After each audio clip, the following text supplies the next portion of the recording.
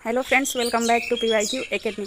हम लोग स्टेट के 2023 का जो सितंबर में एग्ज़ाम हुआ था उसके प्रीवियस ईयर के क्वेश्चन को सॉल्व कर रहे हैं। और ये जो पेपर है यह हिंदी पेपर 2 का पेपर है, यानी कि पेपर 2 के हिंदी के पेपर को सॉल्व कर रहे हैं जो कि 14 सितंबर को हुआ था। इसके फर्स्ट पार्ट यानी कि कुल 50 क्वेश्चंस को हमने सॉल्व करा दिया है। हिंदी से 100 नंबर के क्वेश्चन पूछे गए थे, जिसमें 50 क्वेश्चंस को हमने पहले पार्ट में सॉल्व करा दिया है। बाकी के जो 50 क्वेश्चन रह गए थे उसे आज के पार्ट में सॉल्व करेंगे।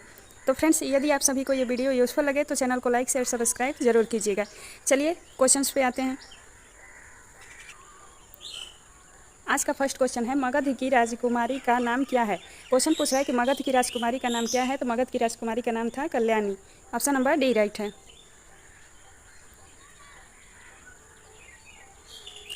अगला क्वेश्चन देखते हैं। क्वेश्चन है कि चंद्रगुप्त किस प्रकार का नाटक है। तो चंद्रगुप्त किस प्रकार का नाटक है पूछ रहा है। तो यह एक ऐतिहासिक नाटक है, यानी कि चंद्रगुप्त मौर्य से जुड़ा हुआ यह नाटक है और यह ऐतिहासिक संदर्भों को इसमें दर्शाता है, इसलिए ऐतिहासिक होगा। ऑप्शन नंबर बी राइट है। अगला क्वेश्चन देखते हैं। क्वेश्चन है कि आषाढ़ का एक दिन निम्न में से कौन सी विद्या है। क्वेश्चन कह रहा है कि आषाढ़ का एक दिन निम्न में से कौन सी एक विद्या है। तो यह नाटक है। ऑप्शन नंबर डी राइट है।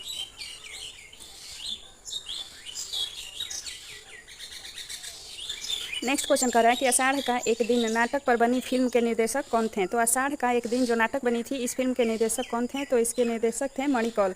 ऑप्शन नंबर ए ही राइट है। नेक्स्ट क्वेश्चन कर रहा है कि गेहूं और गुलाब में लेखक की क्या इच्छा है। क्वेश्चन है कि गेहूं और गुलाब में लेखक की क्या इच्छा है।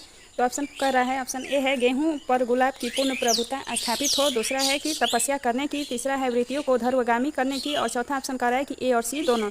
तो यहाँ चौथा ऑप्शन राइट है, यानी कि ए और सी ऑप्शन राइट है। गेहूं और गुलाब लेखक की इच्छा है कि गेहूं पर गुलाब की पूर्ण प्रभुता स्थापित हो और वृत्तियों को ऊर्ध्वगामी करने की। ये दोनों ही लेखक की इच्छा है, इसलिए ऑप्शन नंबर डी राइट है। अगला क्वेश्चन कर रहा है, गुलाब किसका प्रतीक बन गया था। तो गुलाब किसका प्रतीक बन गया था। ऑप्शन है विलासिता का, गंदगी का, श्रम का। और चौथा ऑप्शन कर रहा है कि ए और बी दोनों का। तो यहाँ चौथा ऑप्शन ही राइट होगा, यानी कि गुलाब विलासिता का और गंदगी का, इन दोनों का ही प्रतीक बन गया था।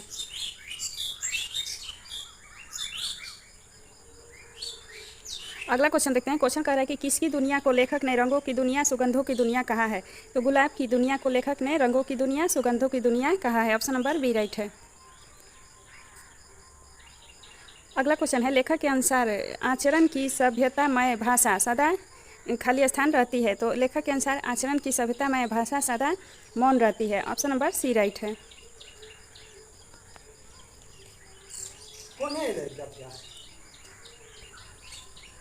नेक्स्ट क्वेश्चन देखते हैं। नेक्स्ट क्वेश्चन है कि आध्यात्मिक धर्म के स्वप्नों की शोभा तभी भली लगती है जब आदमी अपने जीवन का धर्म पालन करे। यह पंक्ति किस निबंध से ली गई है।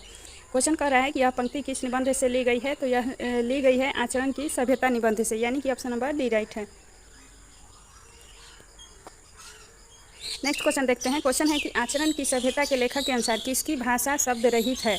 तो आचरण की सभ्यता के लेखक के अनुसार प्रेम की भाषा जो है यह शब्द रहित है। अगला क्वेश्चन कर रहा है कि सरदार पूर्ण सिंह की रचना है। सरदार पूर्ण सिंह की रचना क्या है। तो आचरण की सभ्यता सरदार पूर्ण सिंह की रचना है। ऑप्शन नंबर ए राइट है। नेक्स्ट क्वेश्चन कर रहा है कि कब फूटा गिरी के अंतर से किस अंचल से उतरा नीचे। उपर्युक्त पंक्ति का संबंध किस कवि से है। तो यह संबंध है अरसी प्रसाद सिंह से। ऑप्शन नंबर डी राइट है। अगला क्वेश्चन देखते हैं। क्वेश्चन है कि मैंने उसको कविता किस कविता संग्रह से संकलित है। मैंने उसको कविता किस कविता संग्रह से संकलित है पूछ रहा है। तो यह संकलित है, ऑप्शन नंबर इसके राइट है डी, यानी कि फूल नहीं रंग बोलते हैं कविता से संकलित किया गया है। अगला क्वेश्चन है, तन चित उर मन राजा किन्हा पंक्ति किस काव्य ग्रंथ की है। तन चित उर मन राजा किन्हा पंक्ति जो है यह चित्रावली काव्य ग्रंथ से ली गई है। ऑप्शन नंबर डी राइट है। अगला क्वेश्चन देखते हैं। क्वेश्चन है कि पद्मावती के पिता का नाम क्या था। पद्मावती के पिता का नाम था Gandharvasen. Option number B right है। फ्रेंड्स, ये तो हिंदी का क्वेश्चन हम सॉल्व करा रहे हैं। इससे पहले भी हमने कई सब्जेक्ट के क्वेश्चन सॉल्व करा दिए हैं, जो कि चैनल के प्लेलिस्ट में जाके आप लोग देख सकते हैं। अगला क्वेश्चन है, निम्न में से किस पंक्ति के माध्यम से श्री कृष्ण कीर्तन की जा सकती है। तो यह पंक्ति है ऑप्शन नंबर ए ही, ते ही जनमी वुनु तो ही सम ओत साग लहरी समाना। इस पंक्ति के माध्यम से श्री कृष्ण कीर्तन की जा सकती है। अगला क्वेश्चन है, प्रणय छोड़कर प्राण धरे क्या, जले नहीं तो मरे क्या, यह असफलता है। इन पंक्तियों से किस कवि का संबंध है? तो इन पंक्तियों से संबंध है मैथिली शरण गुप्त का। ऑप्शन नंबर सी राइट है। अगला क्वेश्चन है, किस रस को रसराज की संज्ञा दी गई है? तो श्रृंगार रस को रसराज की संज्ञा दी गई है।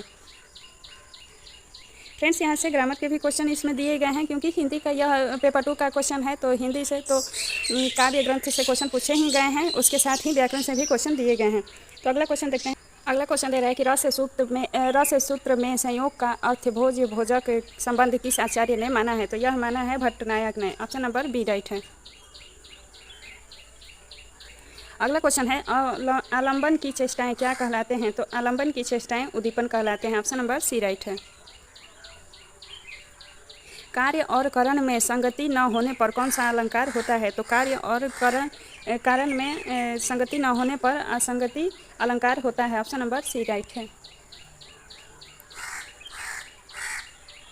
अगला क्वेश्चन है कि अलंकार संप्रदाय के प्रवर्तक आचार्य का नाम बताएं। तो अलंकार संप्रदाय के प्रवर्तक आचार्य हैं आचार्य Bhamaha. Option number C right है। अगला क्वेश्चन है, निम्नलिखित में से कौन अर्थालंकार है? तो अर्थालंकार कौन सा है? तो यहाँ रूपक अलंकार जो है यह अर्थालंकार है। फ्रेंड्स, ये जो आंसर दिए गए हैं ये सभी बोर्ड के द्वारा ही दिए गए हैं, तो इसलिए ऑफिशियल आंसर की है। अगला क्वेश्चन देखते हैं, अलंकार कितने प्रकार के होते हैं बोल रहा है? तो अलंकार 3 प्रकार के होते हैं। अगला क्वेश्चन है, प्रयोग के अनुसार सर्वनामों के कितने भेद होते हैं? तो प्रयोग के अनुसार सर्वनाम के भेद होते हैं कुल 6। ऑप्शन नंबर सी ए राइट है। सर्वनाम के 6 भेद होते हैं। अगला क्वेश्चन है, निम्नलिखित में से संबंधवाचक सर्वनाम का चयन करें। तो संबंधवाचक सर्वनाम है जो, यानी कि जो संबंध प्रदर्शित करे उसे संबंधवाचक सर्वनाम कहते हैं। तो जो संबंधवाचक सर्वनाम का उदाहरण है। अगला क्वेश्चन देखते हैं। क्वेश्चन है, निम्नलिखित में से कौन सा कथन सर्वनाम के बारे में असत्य है? तो सर्वनाम के बारे में असत्य कथन है कि सर्वनाम एक अविकारी शब्द है। यह गलत कथन दिया गया है। बाकी भाषा चंद्रोदय में सर्वनाम के लिए संज्ञा प्रतिनिधि शब्द का प्रयोग किया गया है, यह सही है। सर्वनाम का रूपांतरण पुरुष वचन और कारक की दृष्टि से होता है, यह भी सही कथन है। और सर्वनाम में केवल 7 कारक होते हैं, यह भी सही कथन है। अगला क्वेश्चन देखते हैं। क्वेश्चन है कि स्वर संधि में कितने भेद होते हैं? तो स्वर संधि के कुल 5 भेद होते हैं। ऑप्शन नंबर सी राइट है। अगला क्वेश्चन है, निम्नलिखित में से कौन सा शब्द प्र उपसर्ग के योग से बना है? प्र उपसर्ग के योग से कौन सा शब्द बना है? तो प्रख्यात बना है, यानी ऑप्शन नंबर बी राइट है। अगला क्वेश्चन है, प्रत्ययों से बने हुए शब्द मुख्यतः कितने भेद होते हैं? प्रत्ययों से बने हुए शब्दों के मुख्यतः 2 भेद होते हैं। ऑप्शन नंबर ए राइट है। अगला क्वेश्चन है, महावीर प्रसाद द्विवेदी सरस्वती पत्रिका के संपादक किस वर्ष नियुक्त हुए? तो महावीर प्रसाद द्विवेदी सरस्वती पत्रिका के संपादक 1903 में नियुक्त हुए।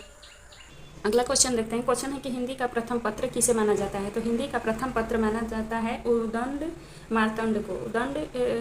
उदंड मार्तंड हिंदी का प्रथम पत्र कहा जाता है। क्वेश्चन है कि ब्राह्मण का प्रकाशन कहाँ से होता था? तो ब्राह्मण का प्रकाशन होता था बनारस से। ऑप्शन नंबर ए राइट है। नेक्स्ट क्वेश्चन देखते हैं। लाहौर से प्रकाशित होने वाली पत्रिका थी ज्ञान प्रदायिनी। ऑप्शन नंबर डी राइट है। ज्ञान प्रदायिनी का प्रकाशन लाहौर से किया जाता था। नेक्स्ट क्वेश्चन देखते हैं। क्वेश्चन है कि कोलकाता से विशाल भारत का प्रकाशन किस वर्ष हुआ? कोलकाता से विशाल भारत का प्रकाशन हुआ था 1928 में। फ्रेंड्स, ये सभी एनसीईआरटी बेस्ड क्वेश्चन होंगे, इसलिए आप सभी एनसीईआरटी के बुक को कवर करें। किसने कहा है कि खींचो न कमानों को न तलवार निकालो, तो मुकाबिल हो तो अखबार निकालो? तो यह कहा है अकबर इलाहाबादी ने। ऑप्शन नंबर बी राइट है। अकबर इलाहाबादी ने यह पंक्तियाँ कही है। अगला क्वेश्चन देखते हैं। क्वेश्चन है कि प्रसिद्ध खड़ग विलास प्रेस किस शहर में था? तो खड़ग विलास प्रेस जो था यह बिहार के पटना जिले में स्थित था। निम्नलिखित अगला क्वेश्चन है, निम्न में से किस रचना को साहित्य अकादमी पुरस्कार प्राप्त हुआ है? तो इसमें साहित्य अकादमी पुरस्कार प्राप्त हुआ है कलम का सिपाही रचना को। ऑप्शन नंबर ए राइट है। अगला क्वेश्चन देखते हैं। क्वेश्चन है कि के बिरला फाउंडेशन द्वारा दिया जाने वाला पुरस्कार है। तो के बिरला फाउंडेशन द्वारा जो पुरस्कार दिया जाता है यह है सरस्वती सम्मान। ऑप्शन नंबर ए राइट है। सरस्वती सम्मान किस फाउंडेशन के द्वारा दिया जाता है? तो यह के बिरला फाउंडेशन के द्वारा दिया जाने वाला पुरस्कार है।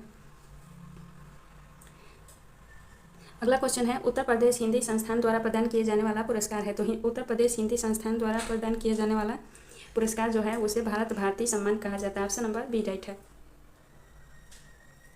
अगला क्वेश्चन देखते हैं। क्वेश्चन है कि महादेवी वर्मा को किस रचना के लिए ज्ञानपीठ पुरस्कार मिला था। तो महादेवी वर्मा को यमा रचना के लिए ज्ञानपीठ पुरस्कार प्राप्त हुआ था। ऑप्शन नंबर सी राइट है। अगला क्वेश्चन देखते हैं। क्वेश्चन है कि सुमित्रा नंदन पंत को किस रचना के लिए ज्ञानपीठ पुरस्कार मिला था। तो सुमित्रा नंदन पंत को ज्ञानपीठ पुरस्कार मिला था चिदम्बरा के लिए। ऑप्शन नंबर डी राइट है। अगला क्वेश्चन देखते हैं। क्वेश्चन है कि निम्नलिखित रचनाकारों में किसको ज्ञानपीठ पुरस्कार प्राप्त हुआ है। तो किसको ज्ञानपीठ पुरस्कार प्राप्त हुआ है पूछ रहा है। तो केदारनाथ सिंह को ज्ञानपीठ पुरस्कार प्राप्त हुआ है। अगला क्वेश्चन है कि राजभाषा अधिनियम कब पारित हुआ। तो राजभाषा अधिनियम पारित हुआ था 1976 में। ऑप्शन नंबर सी राइट है। नेक्स्ट क्वेश्चन देखते हैं। इनमें से किस राज्य की राजभाषा हिंदी नहीं है। पूछ रहा है कि किस राज्य की राजभाषा हिंदी नहीं है। तो उत्तराखंड राज्य की राजभाषा जो है यह हिंदी नहीं है। बाकी कश्मीर, छत्तीसगढ़ और झारखंड इन तीनों राज्यों की राजभाषा हिंदी है। अगला क्वेश्चन देखते हैं। क्वेश्चन है कि निम्नलिखित में से राजभाषा नियम 1976 के अनुसार क क्षेत्र में किस राज्य को रखा गया है। तो राजभाषा नियम 1976 के अनुसार क क्षेत्र में रखा गया है बिहार राज्य को। ऑप्शन नंबर सी राइट है। अगला क्वेश्चन देखते हैं। क्वेश्चन है कि संविधान के किस अनुच्छेद में संसद में प्रयुक्त होने वाली भाषा के संबंध में वर्णन है। तो संविधान के किस अनुच्छेद में संसद में प्रयुक्त होने वाली भाषा के संबंध में वर्णन है। तो इसका वर्णन जिस अनुच्छेद में है वह है अनुच्छेद 120 में। अगला क्वेश्चन देखते हैं। क्वेश्चन है कि किस वर्ष राजभाषा अधिनियम अधिनियमित किया गया। तो राजभाषा अधिनियम अधिनियमित किया गया था 1963 में। ऑप्शन नंबर बी राइट है। आज का सेकेंड लास्ट क्वेश्चन है। किस सम्मेलन को राष्ट्रीय महत्व का सम्मेलन घोषित किया गया। तो राष्ट्रीय महत्व का सम्मेलन घोषित किया गया था हिंदी साहित्य सम्मेलन प्रयाग को। ऑप्शन नंबर ए राइट है। नेक्स्ट क्वेश्चन देखते हैं। और आज का लास्ट क्वेश्चन है। किसने सर्वप्रथम राष्ट्रभाषा के रूप में हिंदी को मान्यता प्रदान की। तो सर्वप्रथम राष्ट्रभाषा के रूप में हिंदी को मान्यता प्रदान किसने की थी। तो सर्वप्रथम की थी महात्मा गांधी ने। ऑप्शन नंबर बी राइट है। तो फ्रेंड्स यहाँ हमने कुल 50 क्वेश्चन करा दिए और इससे पहले पार्ट में हमने 50 क्वेश्चन कराए थे। तो टोटल 100 क्वेश्चन हमारे पूरे हुए। यदि आप सभी को ये सेशन पसंद आया हो तो चैनल को लाइक शेयर एंड सब्सक्राइब कीजिए और अधिक से अधिक अपने दोस्तों में शेयर कीजिए और हमें सपोर्ट कीजिए। मिलते हैं नेक्स्ट वीडियो में नेक्स्ट टॉपिक के साथ। तब तक के लिए धन्यवाद।